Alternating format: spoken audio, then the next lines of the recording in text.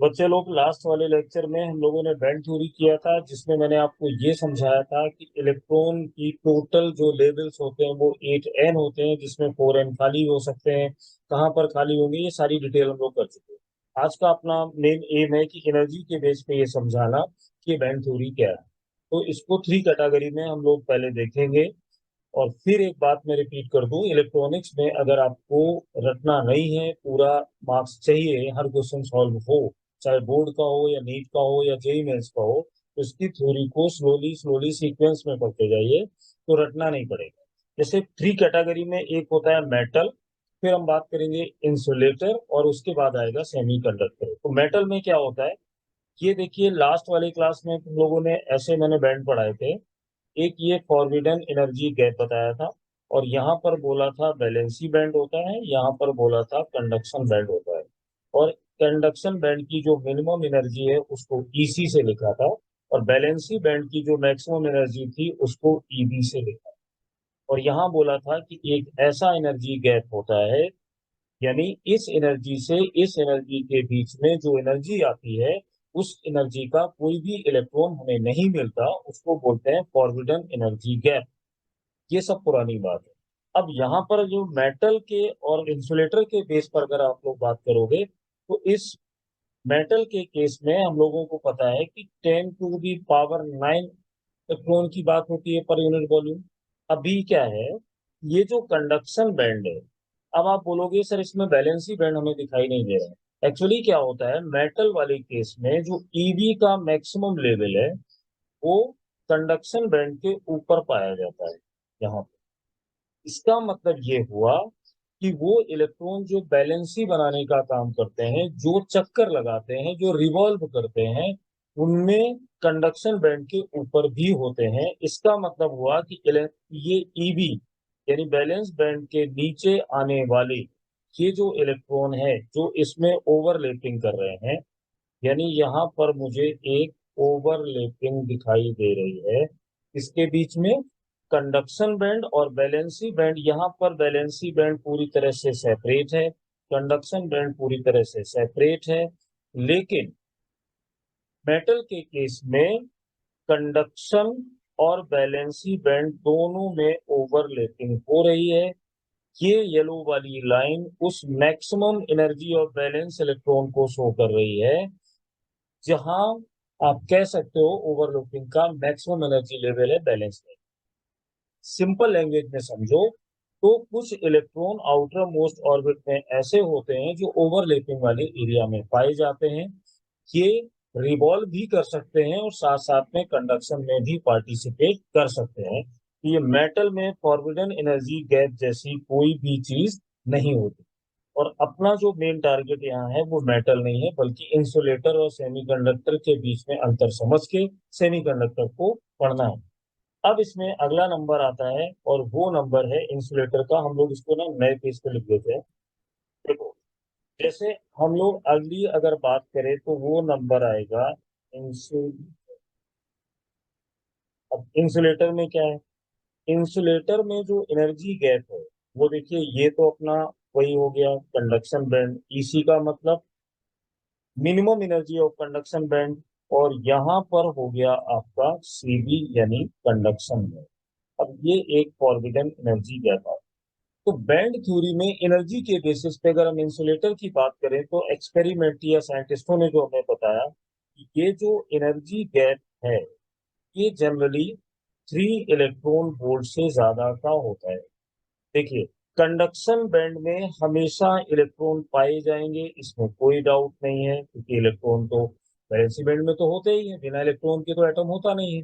लेकिन conduction band तक जाने के लिए उन्हें इस एनर्जी लेवल को क्रॉस करना होगा। कहने का मतलब ये है कि यहाँ पर रहने वाले इलेक्ट्रॉन को, एक इलेक्ट्रॉन को, I would like to repeat, 1 electron को अगर आप 3 इलेक्ट्रॉन वोल्ट एनर्जी देते हो, तो ये इलेक्ट्रॉन इसको जंप करके ऊपर चला जाएगा और कंडक्शन बैंड में पहुंच जाएगा।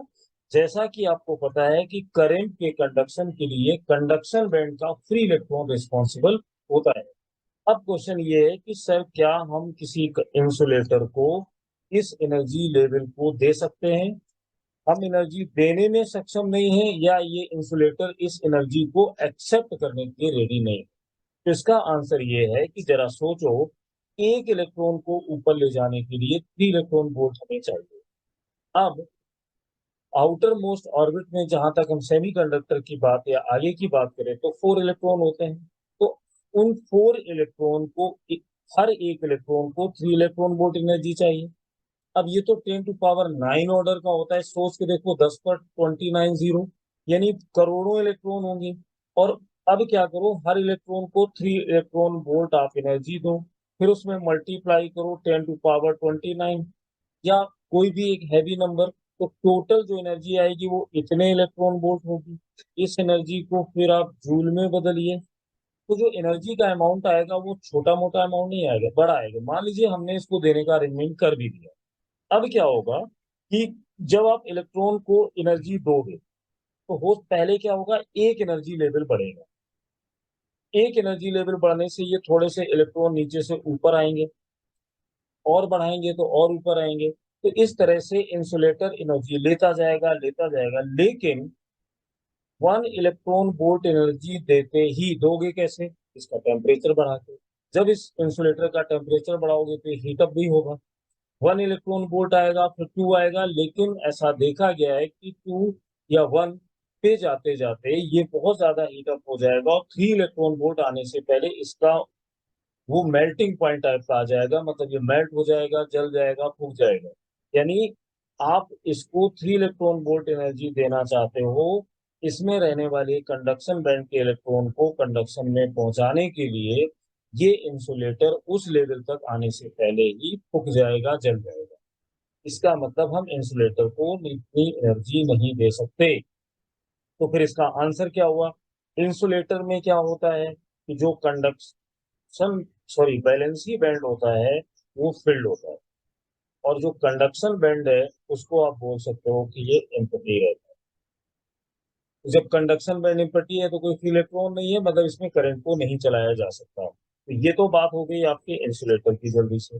अब हम लोग अब आते हैं अपने असली टारगेट।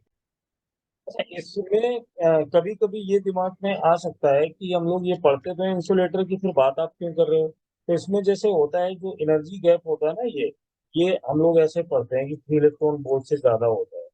पर अगर मैं इसकी रफली बात करूं तो अप्रोक्सीमेटली ये 3 इलेक्ट्रॉन वोल्ट से लेके 7 इलेक्ट्रॉन वोल्ट तक होता है। और ये काफी ज्यादा है, 3 पे तो पिघल सकता है, तो 7 सोचो। अब जैसे आपको, मान लीजिए किसी एग्जाम में अक्सर ये पूछ लेते हैं, जैसे डायमंड है। अब डायमंड इंसुलेटर है, सेमीकंडक्टर है, तो हमें आंसर ये पता होना चाहिए कि डायमंड एक इंसुलेटर है, और इसका जो फॉरबिडन एनर्जी गैप है वो 6 इलेक्ट्रॉन वोल्ट के आसपास होता है। सोचिए जरा, यानी डायमंड का अगर कोई ऑप्शन में लिख के आ जाए तो आप आसानी से बता सकते हो। लेकिन फिर इंसुलेटर की जरूरत क्या है जब ये इतना एनर्जी देने पे जल जाता है? जब आप इलेक्ट्रिकल इंजीनियर कोई बनता है या इलेक्ट्रिसिटी पे काम करता है, तो वहाँ पे वायर होते हैं, उनको आपस में हटाना, जोड़ना या कुछ करना होता है। तो मुझे एक ऐसा मटेरियल चाहिए होता है जिसमें एक ऐसे बैंड बने हों, ऐसा प्रोटेक्शन हो कि कितना भी वोल्टेज लग जाए, यहाँ पे कितना भी पॉजिटिव नेगेटिव टाइप के पोटेंशियल डिफरेंस के बीच में हम काम करें, तो हाथ से पकड़े, जैसे प्लास लेते हैं उसमें प्लास्टिक चढ़ा होता है, तो वो प्लास्टिक क्या है, वो एक इंसुलेटर है। तो जब आप किसी प्लेन वायर को, ओपन वायर को जिसमें प्लास्टिक नहीं है, उसको टच करोगे, तो उसमें ये बैंड बने होंगे जिससे कि यहाँ का इलेक्ट्रॉन यहाँ नहीं पहुंचेगा, तो आपके हाथ में कोई भी चार्ज टच नहीं करेगा, बॉडी में कोई चार्ज फ्लो नहीं होगा, मतलब हमें करंट नहीं लगेगा। इसलिए हमारे लिए इंसुलेटर भी इंपॉर्टेंट है। इलेक्ट्रिकल वर्क करने के लिए इंसुलेटर भी बहुत बड़ा काम करते हैं। लेकिन अभी अपना गोल ये नहीं है। अपना गोल है कि अगर मैं एनर्जी बैंड के बेस पर सेमी कंडक्टर की बात करूं, अब यहाँ से ये चैप्टर एक तरीके से स्टार्ट। तो जो ये सेमी कंडक्टर, इस सेमी कंडक्टर को पढ़ने के लिए हमें क्या, किस चीज की जरूरत पड़ेगी? एनर्जी बैंड के बेस पे हम लोग देखते हैं इसको। ये जो सेमी कंडक्टर है ये हमारे लिए इम्पोर्टेंट है। इसमें हम लोग क्या करेंगे, पहले मैं आपको पूरा एक्सप्लेन कर देता हूँ, फिर बाद में एक प्लेन बोर्ड पे इसके फाइनल कंक्लूजन या नोट्स लिखूंगा। इसको पॉज करके आप अच्छे से लिख सकते हो, यहाँ से नोट्स बनाने शुरू भी करने पड़ेंगे। तो सुनो, सेमी कंडक्टर का के केस में क्या होता है कि जैसे हम लोगों को ये याद से हो गए कि यहाँ पे बैंड होते हैं, ये होता है हमारा वैलेंसी बैंड। और इसके टॉप पर मैं बार बार एक चीज लिखता हूँ, ईसी। इस पे क्वेश्चन पूछते हैं, ईसी यानी minimum energy of conduction band. यहाँ पर एक फॉरबिडन एनर्जी गैप है। सेमी कंडक्टर में क्या होता है कि ये जो एनर्जी गैप है ये जनरली फ्री इलेक्ट्रॉन वोल्ट से कम होता है। और जैसा मैंने पहले भी बोला है कि एनर्जी मैं देना चाहता हूँ टेम्परेचर के फॉर्म में अपने उन इलेक्ट्रॉन्स को जो वैलेंसी बैंड में है और वैलेंसी से कंडक्शन में जाना चाहते हैं। इंसुलेटर में जब हम ये काम करते हैं तो ये जल जाता है, मेल्ट हो जाता है। और मेटल के केस में ये गैप होता ही नहीं, तो उसकी बात नहीं करते। जनरली अगर आप सिलिकॉन और जर्मेनियम के केस में जाओगे तो ये 1 इलेक्ट्रॉन वोल्ट ऑर्डर का भी आपको मिल जाएगा।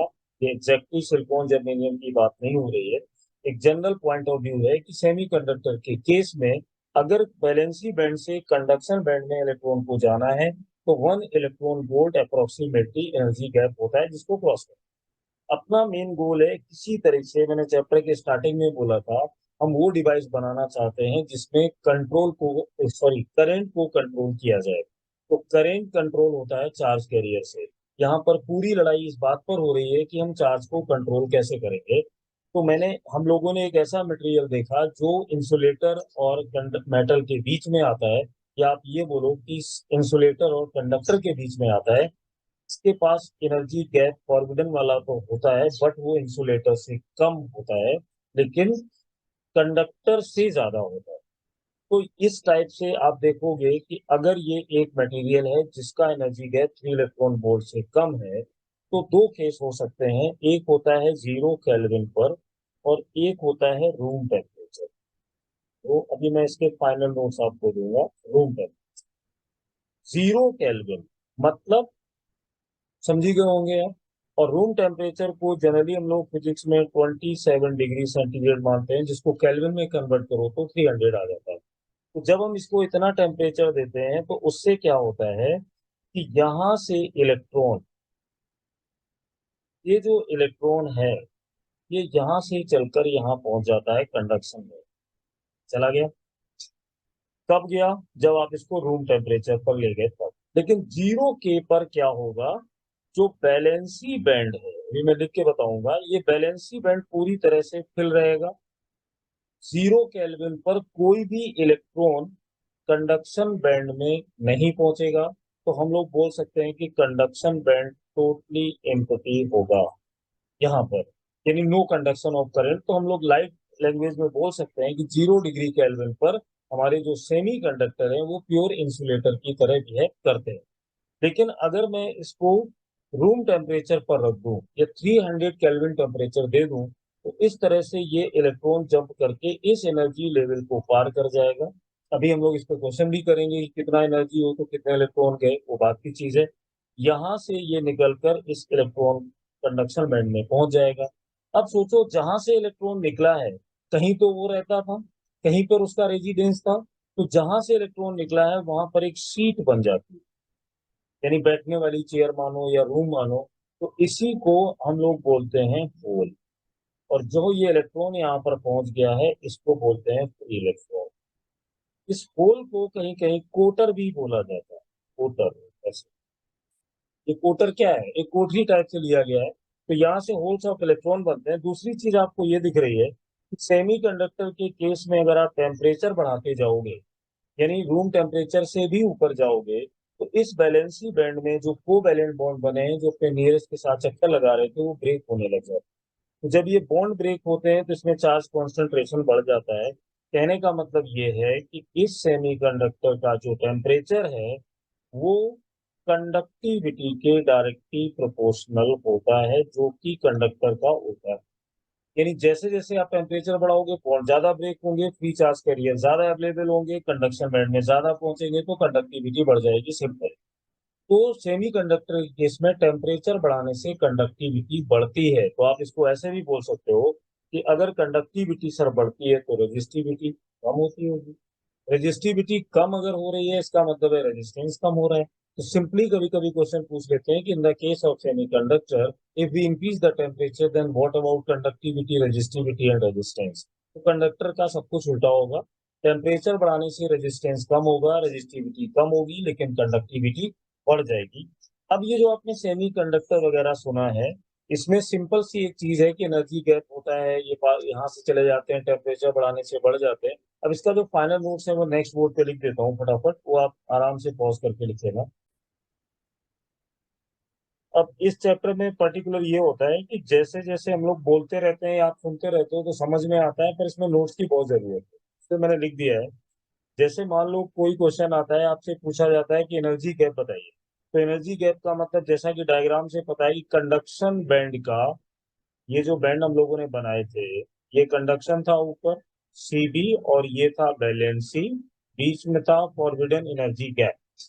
तो अगर एनर्जी गैप चाहिए तो कंडक्शन बैंड का जो मिनिमम एनर्जी है उससे बैलेंसी बैंड के मैक्सिमम एनर्जी, यानी ये जो गैप निकालना है इस फॉर्मूले से निकलेगा। अब आगे जैसे आप इसको पढ़ सकते हो, when an electron is removed from A covalent bond, जैसा मैंने अभी समझाया है उसी को लिख दिया है। It leave a vacancy behind an electron from a neighbouring, यानी पड़ोसी के साथ atom can move into this vacancy, such vacancy is called hole और पोटल। मतलब जब एक इलेक्ट्रॉन वैलेंसी बैंड से कंडक्शन बैंड में जाता है तो पीछे होल छोड़ जाता है। तो ये जरूरी नहीं कि ये होल हमेशा खाली ही रहे, इसके पीछे से कोई इलेक्ट्रॉन आगे आके इसमें बैठ जाएगा तो वो अपने पीछे एक होल छोड़ जाएगा। अब जहां पर नया होल एक रहने का रूम यानी कोठरी टाइप की बनेगी, तो पीछे जो इलेक्ट्रॉन है वो आके इसमें बैठ जाएगा, तो उसके ठीक पीछे नया होल बन जाएगा। तो उसीलिए इसको मैंने लिख दिया है कि इसको होल और कोटरा बोलते हैं। आगे इसमें कुछ कंसिडरेशन है, क्योंकि होल को किसी ने देखा नहीं है, क्या मान के आप चैप्टर में आगे बढ़ोगे वो सुन लो।